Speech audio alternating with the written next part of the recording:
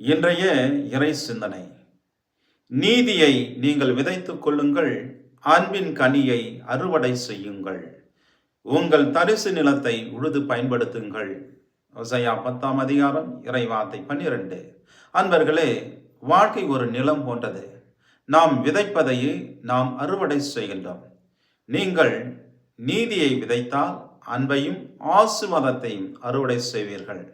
ஆனால் சில நேரங்களில் காயங்கள், மனவேதனை, பாவம், அலட்சியம் இவை நம் இதயத்தை தரிசு நிலமாக ஆக்கிவிடுகின்றது. அதனால்தான் இறைவார்த்தை சொல்லுகின்றது, உங்கள் தரிசு நிலத்தை உழுது பயன்படுத்துங்கள் என்று. அதாவது உங்கள் இதயத்தை மாற்ற தொடங்குங்கள் என்று.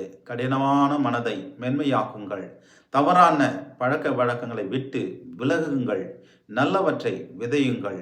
முக்கியமாக ஆண்டவரை தேடுங்கள். ஏனெனில் நாம் அவரை தேடும்போது அவர் நம்மேல் நீதியையும் ஆசீர்வாதத்தையும் பொழிவார். நீங்கள் விதைக்கும் விதைகள் உங்கள் எதிர்காலத்தை நிர்ணயிக்கின்றன. நீங்கள் விதைப்பதையே உங்கள் வாழ்க்கையில் நீங்கள் அறுவடை செய்வீர்கள். நல்லதை விதைக்க கற்றுக்கொள்ளுங்கள். தேவனை தேடுங்கள், அவர் உங்கள் வாழ்க்கையை ஆசீர்வதிப்பார். ஆகவே இன்றே நல்லதை விதைக்க இப்பொழுதே நீங்கள் விதைக்க ஆரம்பியுங்கள். ஜெபம்.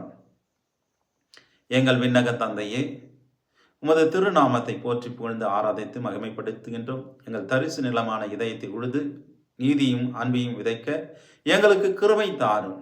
எங்கள் வாழ்க்கையில் உம்மை முழு இதயத்தோடு தேடி உமது நீதியும் ஆசீர்வாதத்தையும் பெற எங்கள் ஆண்டவர் இயேசு கிறிஸ்துவின் திருநாமத்தில் உம்மை பார்த்து ஜெபிக்கின்றோம். ஜெபம் கேளும் எங்கள் நல்ல பிதாவே. ஆமேன், ஆமேன். எல்லாம் வல்ல அன்பிறைவன், தந்தை, மகன், தூய ஆவியார் உங்களை ஆசீர்வதிப்பாராக.